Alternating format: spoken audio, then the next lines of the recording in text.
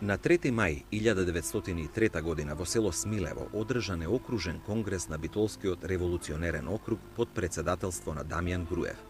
Во состав на главниот востанички штаб на Битолскиот револуционерен округ се Анастас Лозанчев и Борис Сарафов. Донесена е одлука за востание и востанието да биде општо. Конгресот усвоил востанички дисциплински устав, каде било определено дека македонски востаник е секое вооружено лице под револуционерно знаме.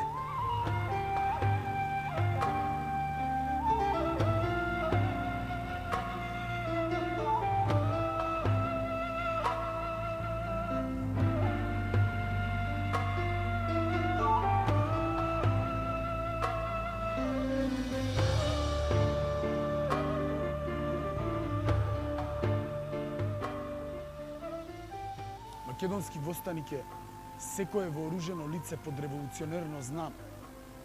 Востаникот се обврзува со заклетва да ги брани интересите на својата татковина Македонија до последната капка крв, исполнувајќи ја дадената заклетва.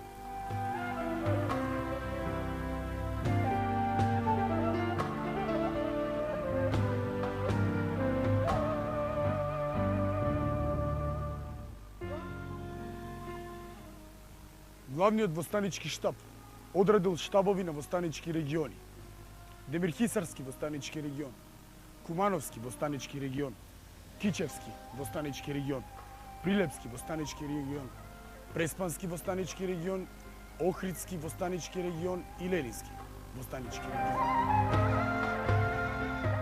Конгресот го овластил главниот штаб да го определи денот и времето на почетокот на востанието. Востаничките сили во сите реони требало во исто време да ги започнат вооружените дејствија.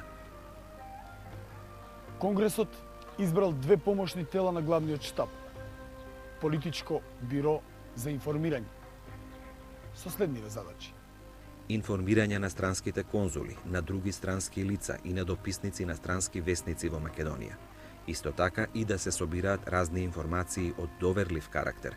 Главниот штаб го именувал Панче Дорев, млад правник, како представник на односите со дипломатските представници и странските дописници. И одделение од воени инструктори од 6 члена, кое било задолжено за изведување воена обука за војводите на четите и за востаниците до почетокот на востанието.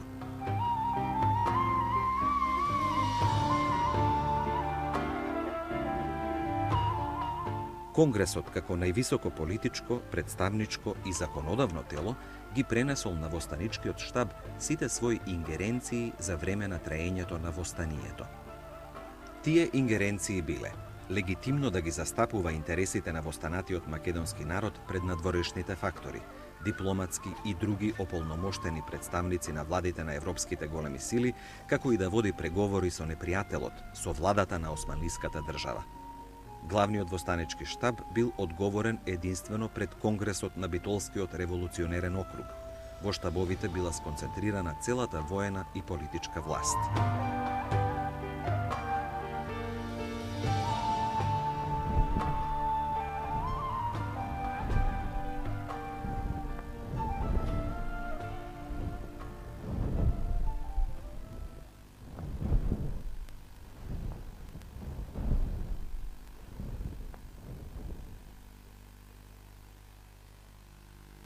На 28 јули главниот востанички штаб во село Буф, Леринско, донесува одлука востанието да започне на ден Свети Илија, на 2 август.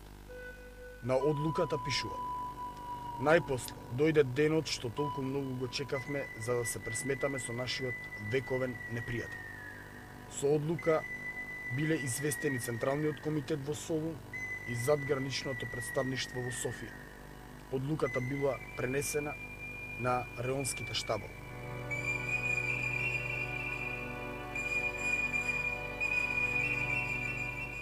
Штабот издал проглас до народот. Го повикал народот од цела Македонија на оружена борба. Под знаме на слободата. Прогласот завршил со повиците: за македонско победоносно ура! Да живее автономна Македонија! До крајот на јули, сите 10 реонски штабови биле подготвени за преземање на оружени дејствија. Војводите, постапувајќи по наредба на главниот штаб, борбените дејства ги започнале на 2 август со напад на гарнизоните на војската и другите воени објекти на османлиската држава. Штабот на Демирхисарскиот востанички реон во состав Иван Делев, Парашкев Цветков и Ѓорѓи Павлов имал на располагање 6 вооружени востанички чети од 158 востаници. На 31 јули добил одлука за кревање на востание.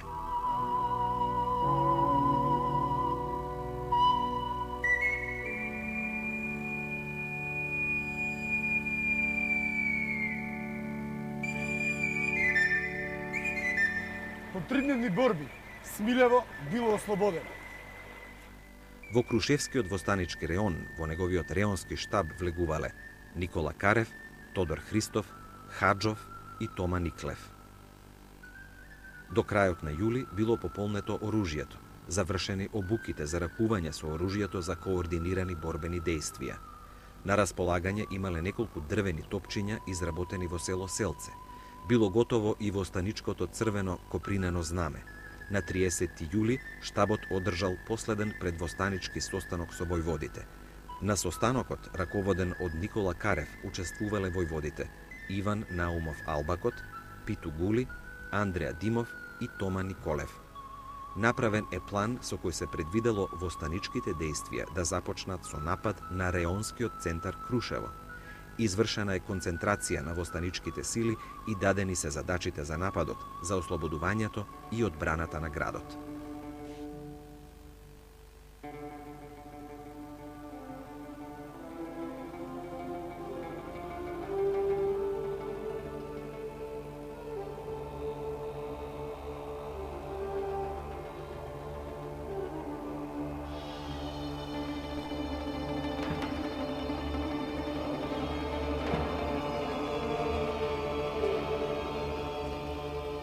На 2 август штабот го објавил востанието и со свој текст писмено му се обраќа на населението. Денес целата Крушевска околија заедно со цела Македонија крева востание. Чекаме ноќе за да дојдеме и да го заземеме Крушево, та заедно со целиот народ да го извикаме победоносното македонско ура. Бог и правото е со нас. Да живее Македонија.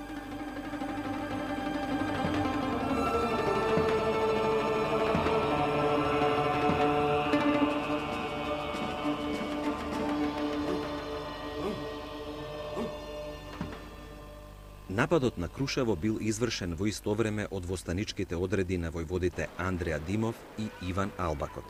Бргу бил скршен отпорот на полицијата во зградата на уќуматот, зградата била заземена и била запалена архивата со документацијата. Била заземена зградата на поштата. Борбата за заземање на касарната се водела до попладневните часови на 3 август. Крушево било ослободено. Во градот влегол реонскиот востанички штаб, кој бил свечено пречекан од граѓаните. На 3 август штабот објавил прокламација до турскиот народ и до сите муслимани, со која ги известуваат дека оружјето на македонските востаници не е вперено против мирното население, туку против тиранскиот државен режим. Муслиманите ги повикале да се придружат во вооружена борба. За правото, за слобода и човечки живот, за автономна Македонија. Во Крушево била организирана македонска револуционерна власт за ослободената Крушевска околија, прифатена како Крушевска република. Собранието, составено од 60 делегати, на 3 август одржало прва седница и избрало привремена влада во состав Дину Вангел, председател и раководител на судството, Ѓорѓи Чаче, секретар и раководител на реквизицијата, Теохар Нешков, благајник и раководител на финансии, Христо Ќурчиев, градоначалник и раководител на полицијата, Димитар Секулов, раководител на производството и храната, и Никола Баљу, раководител на санитетот. На зградата на владата се веело црвеното знаме на револуцијата. Привремената влада вршала оданочување грижа за храна, за обувки, вооружување, организирање на здравствената заштита на болни и ранети во станици и граѓани во градот и селата, обезбедување на ред и мир, казнување на сторителите на престапи.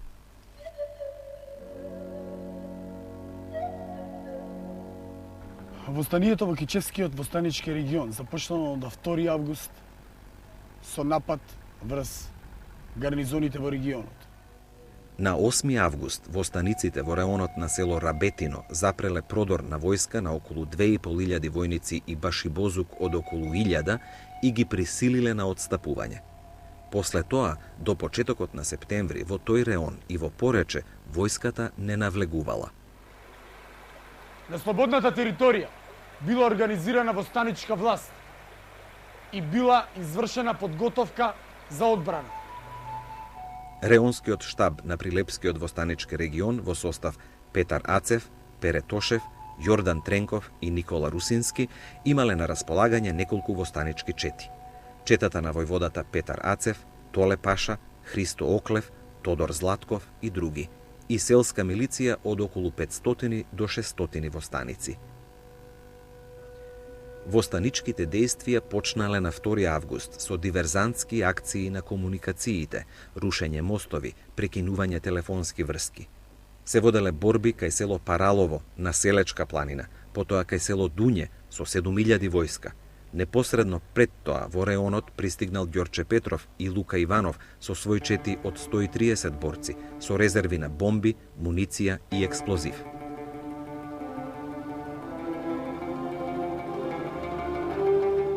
Востанието во Преспанскиот востанички реон под раководство на војвода Славејко Арсов започнало со неуспешен напад на Ресен и на село Наколец. Селски востанички чети напаѓале војнички патроли и стражи што го обезбедувале патот Ресен-Охрид. Борби воделе кај Подмочани, Царев двор и други села. Во борбата со надмоќните непријателски сили на 11 август загинал реонскиот војвода Никола Кокарев. Од средината на август востаниците во Преспанскиот регион трпеле загуби и почнале да се повлекуваат и да го заштитуваат населението кое се упатувало по планините. 2000 бегалско население ја штитело четата на војводата Спиро Олчев, со чамци се префрлило на островот Голем град во Преспанското езеро. Таму живеело слободно до 20 септември. Османлинската војска добила заселување. До крајот на септември запреле востаничките борби во регионот. Востаничкиот штаб на Охридскиот востанички регион, што го опфаќал Струшко и Дебарско, го составувале Христо Узунов, Антон Кецкаров, Наум Цветанов, Александар Чакрев и Лазар Димитров. Штабот на 2 август го објавил почетокот на востанието. Востаниците го блокирале патот Охрид-Ресен, организирале складишта со резерви од храна и муниција. Во село Лешани имало работилница за оружје. Во село Брежани, Охридско, организирана е провизорна болница со лекар. Тајна востаничка болница со 2 лекари била организирана во град Охрид.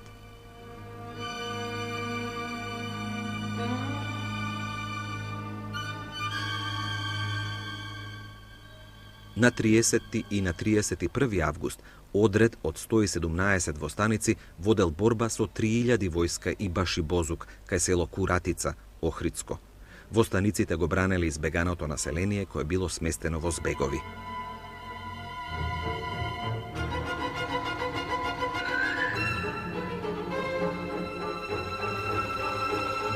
Војската извршила масовен колеш на невооруженото население. Биле убиени повеќе од 200 мажи, жени и деца. Жените биле силувани. Востаничкиот штаб во вакви услови донел одлука за распуштање на востаничките чети. Востаниците во Леринскиот востанички регион под раководство на реонскиот штаб во состав Ѓорѓи Попхристов, Лечо Церовски и Коста Груев вршеле оружени акции и диверзии на витални објекти како железницата Солун Битола и телеграфот.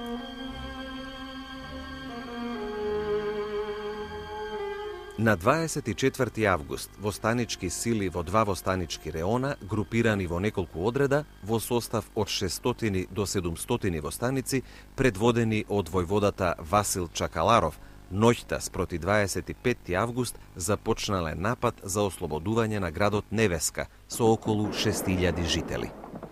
Изненадени од бројноста на востаниците и силината на нападот, војниците од војничкиот логор под шатори се дале во бегство, потоа се откажале од натамошниот отпор, ја оставиле касарната и се извлекле од градот.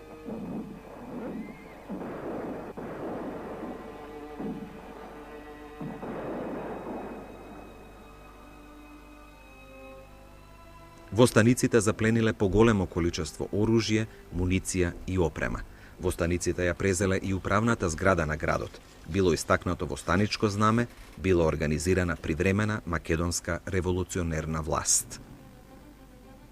Реонскиот востанички штаб на Костурскиот востанички реон бил во состав Васил Чакаларов, Пандо Кљашев, Лазар Поптрајков, Михаил Николов и Манол Ризов. Штабот имал подготвен план за почнување на востанието.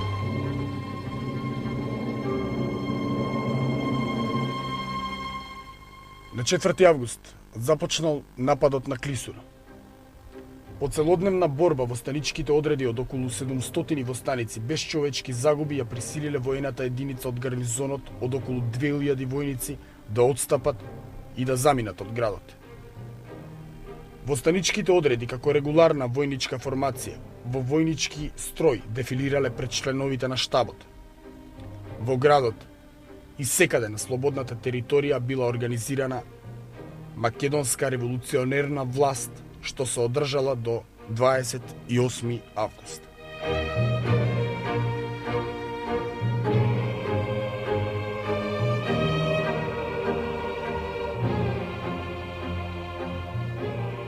Поуспешните офанзивни дејствија на востаничките сили, владата на османлиската држава, стравувајќи од интервенција на големите европски држави, ги ставила на располагање сите сили за што побргу да се ликвидира востанието. Владата почнала да испраќа дополнителни сили спрема востаничките територии, мобилизирала единици на резервен состав, доброволечки формации Баши Бозук, составени од муслиманско население, турци и албанци. Востаниците преминале на партизанско војување. Биле сменети битолскиот валија Али Риза Паша. Неговата должност привремено ја превзел Хими Паша. Генералот Ружди Паша бил отстранет од должноста и бил спроведен на заточение во Триполис. Командата на армиските сили ја превзел генералот Назир Паша. За брзо ликвидирање на востанието, османлиската војска преминала на тотална војна. Разорување, ограбување, опожарување на селата, вршење жесток терор над неборечкото македонско население, масакрирање на мажи, насилства врз жени, деца и старци, за да се уништи борбениот морал. Главниот востанички штаб решил да протестира кај меѓународниот фактор, до европските големи сили, за дивјаштвото што се прави од страна на османлиската држава во Македонија. На 12. август, Бирото за информации им предало на дипломатските представници меморандум на македонскиот главен востанички штаб. Штабот барал интервенција од владите до владата на османлиската држава да го запре теророт од нејзината регуларна војска врз мирното македонско население. Штабот ги предупредува големите сили. За сите настани натаму ќе сноси одговорност турската влада, која им дава на редовните војници и на башибозуците наредби. На цела територија на Македонија се одвивале вооружени борбени дејствија со што се создала состојба на општо востание. Вооружени борби се воделе во сите востанички региони. Востанието се продолжило во Македонија до 11. ноември 1903.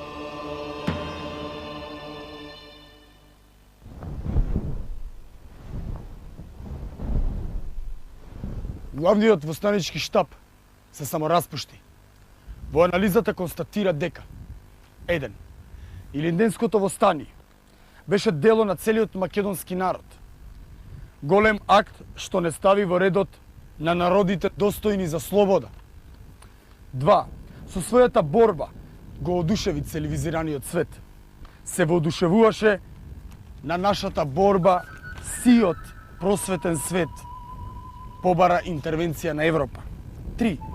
Многу важно народот за време на востанието негледано виде дека и тој може да биде силен, дека од самиот него зависи раскинувањето на робските пранги.